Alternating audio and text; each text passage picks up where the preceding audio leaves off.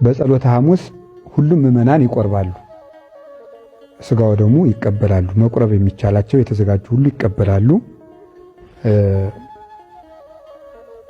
ተዘጋጅተን እንቀበላለን ስጋው ደሙን። ለምን የጸሎተ ሐሙስ ዕለት ብቻ የሚቀደስበት ምክንያት የጸሎተ ሐሙስ ዕለት ሐሙስ ሐዋርያትን አቁርቦ ዓርብ ስለተሰቀለ ያንን ታሳቢ ማድረግ የዛለት ምስጢረ ክህነትን ለማስተማር ሥርዓተ ቁርባንን ለማስረዳት 12ቱን ብቻ ቁርቧል።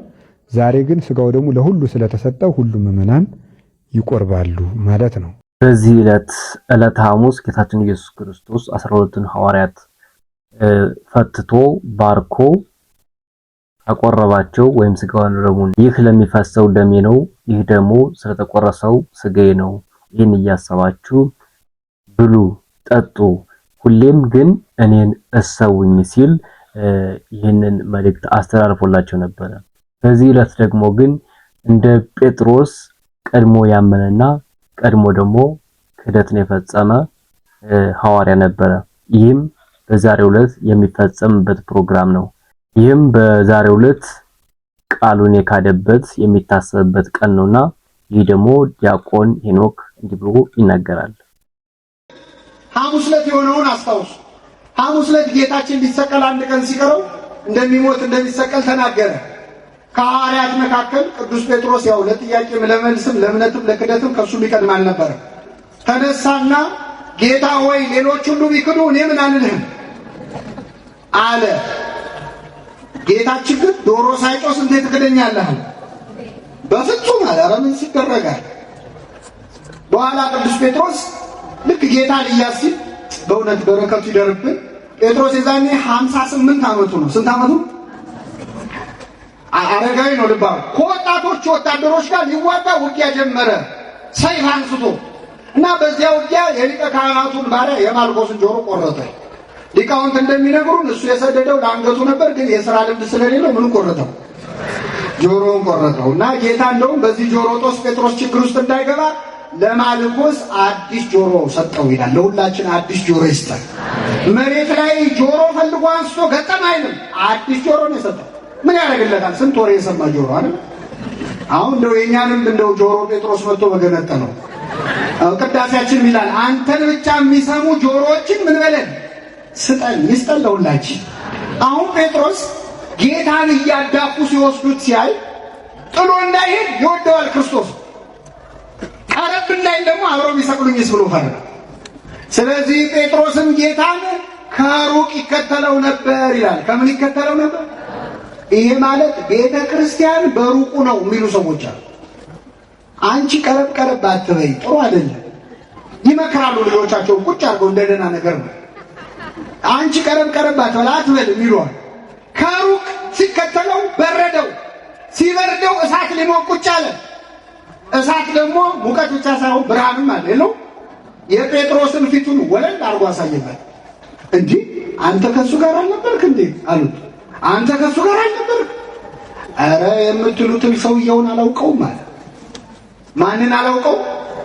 ሰውየውን አለው። እግዚአብሔርን ሰውየው ከሚያስብል ፈተና ይሰውራችሁ።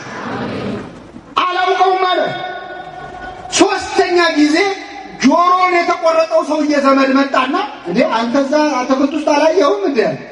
ነገሩ አላማረው። እንዲያርግብኝ እንዲጨምርብኝ ፈጽሞ አላውቀውም እያለ መማል መገዘት ጀመረ። ይህን ጊዜ ክርስቶስ ቀና ብሎ አየው። የንስሐ አባቱ ክርስቶስ በዓይኑ ቀኖና ሰጠ። አታውቀኝም? እውነት እግርህን አላጠብኩህም? በባህር ላይ አላራመድኩህም? አየው ዓይኖቹ። ቅዱስ ጴጥሮስ ወጥቶ ስቅስቅ ብሎ አለቀሰ። ከሁሉ ይልቅ ስወደው እንዴት ከሁሉ ቀድሜ ክደዋል? አለቀሰ። ምዕመናን ከቤተ ክርስቲያን በሩቁ ነው ብሎ ብዙ ሰው ለባል እየመጣ ጧፍ የሚያበራ ሰዋል። ችግሩ ምንድን ነው? ራቅ ስትል ይበርድሃል። ሲበርድ እሳት ልትሞቁጭ ትላለህ።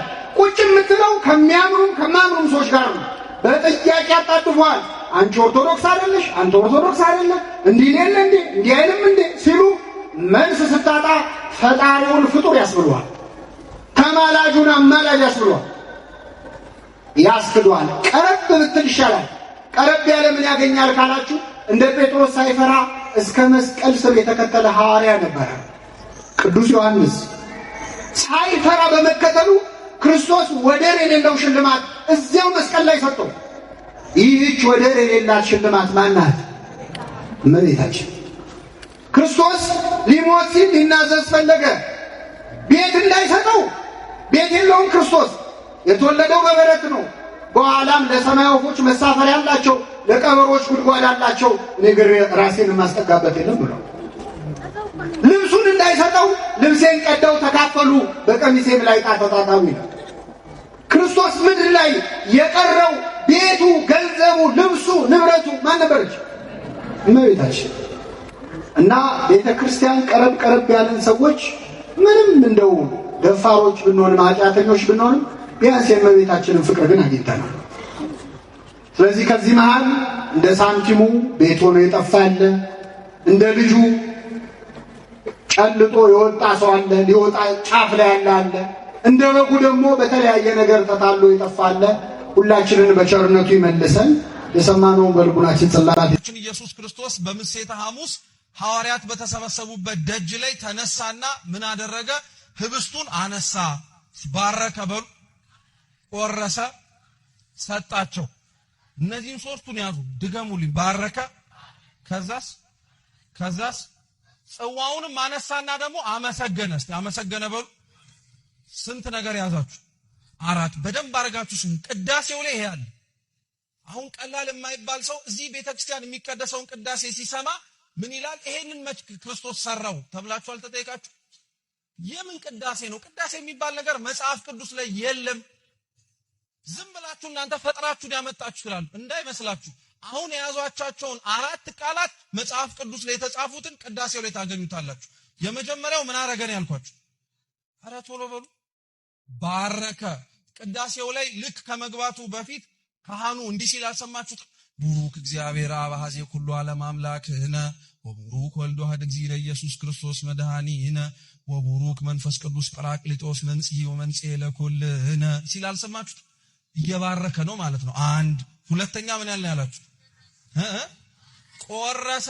ሀበነ ንህበር በዘዚአከ መንፈስ ቅዱስ የሚለው ጸሎት ስርዓተ ፈትቶን ጥሩ። ሶስተኛ ምን አላችሁ? ሰጣቸው። ልክ ቅዱስ ሥጋው ክቡር ደሙ ተዘጋጅቶ ከጨረሰ በኋላ ቤተ መቅደስ ጸሎት ልክ ሲያልቅ ወደ ታች ወርዶ እንቆርባለን አንቆርብ? ስለዚህ መስጠቱ አለ ማለት ነው። አራተኛው ምንድነው? በሉ እንጂ ናኩቶ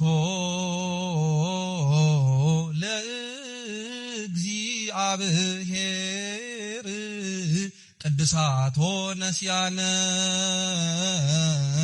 ከመለ ሕይወተ ነፍስ ይኩነነ ፈውስ። ቅዱስ የሆነውን ይህንን ስጋህን ደምህን የሰጠህን ከዚህ ምስጢር እንድንካፈል ያደረከን አምላካችን እናመሰግንሃለን። አራቱም አለ በደንብ ነው ያለው። ቅዳሴ መጽሐፍ ቅዱስ መሰረትነት አለው ማለት ነው። እዚህ ቅዳሴው ከመጽሐፍ ቅዱስ የተቀዳ ነው። የመጽሐፍ ቅዱሱን ቅዳሴ ግን መልክና ቅርጽ አስይዘውታል የሚባሉት አባቶች መካከል አንዱ ቅዱስ ባስልዮስ ዘቂሳርያ ነው። በረከቱ ለሁላችን ትድረስ። ቀድሞ ከመካድ ቀድሞ ደግሞ ከማመን ጌታችን መድኃኒታችን ኢየሱስ ክርስቶስ ይሰውረን። ነገራችን ላይ እንደዚህ አይነት ችግሮች አሁን ላይ እየተከሰቱ ያሉት ቀድመን አመንንና ቀድመን ደግሞ እንወጣለን። ይህ ማለት ደግሞ ምንድነው? ጌታችን ኢየሱስ ክርስቶስ 3 አጽዋትን በገበሬ መስሎ አስተምሯልና እኛ በአሸዋ እንደተጣለ ዘር እንዳንሆን ጌታችን አምላካችን ኢየሱስ ክርስቶስ እዚህ ሁሉ ፈተና ይሰውረን። እንግዲህ ለሐሙስ ጽበተ እግር የሚካሄድበት የኢትዮጵያ ኦርቶዶክስ ተዋሕዶ ቤተክርስቲያን ቀኖናና ትውፊት ብሎም መጽሐፍ ቅዱሳዊ ጌታችን ኢየሱስ ክርስቶስ ራሱ ያስተማረው ቃል እስከሆነ ድረስ ይህንን በዓል እንግዲህ የምናከብር ነው የሚሆነው። ለዚህ ቻናል አዲስ ሆናችሁ ቻናሉን ሰብስክራይብ፣ ቪዲዮ ላይክ ማድረጋችሁን እንዳትረሱ። በእኔ በኩል የዮሐንስ ወንጌል ምዕራፍ 13 ቁጥር 1 ጀምሮ ያለውን እንዲሁም 4ቱ ወንጌላውያን የጻፉትን እንድታነቡ እየጋበዝኩኝ በዚህ እንሰናበታችኋለሁ።